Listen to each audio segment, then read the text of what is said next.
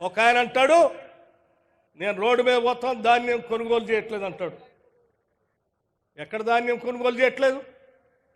పకడ్బందీగా అత్యంత ప్రణాళికాబద్ధంగా కొన్ని వేల సెంటర్లో ధాన్యం కొనుగోలు సెంటర్ని ఐకేపీ సెంటర్ల ద్వారా ప్రారంభోత్సవం చేయటమే కాకుండా మీలాగా నెలల తరబడి డబ్బులు ఇవ్వకుండా వారం రోజుల్లోనే వాళ్ళ ఖాతాల్లోకి డబ్బులు వచ్చేటట్టుగా కూడా చాలా స్పష్టంగా ఈనాటి ప్రభుత్వం చేసి ముందుకు పోతాం. ఇది కాంగ్రెస్ ప్రభుత్వం రైతుల కోసం ఆలోచన చేసినటువంటి ప్రభుత్వం. ఇంకో ఆయన అంటాడు నేను ఉద్యమం చేస్తా బయటకు వచ్చి. ఏంటి ఉద్యమం చేసేది? 10 ఏళ్ల పాటు ₹1,00,000 రుణమాఫీ చేస్తా అని చెప్పి 2014-18 నుంచి 4 దఫాలుగా ఇన్స్టాల్మెంట్లో చేస్తే ఆ డబ్బులు వడ్డీకే సరిపోలే.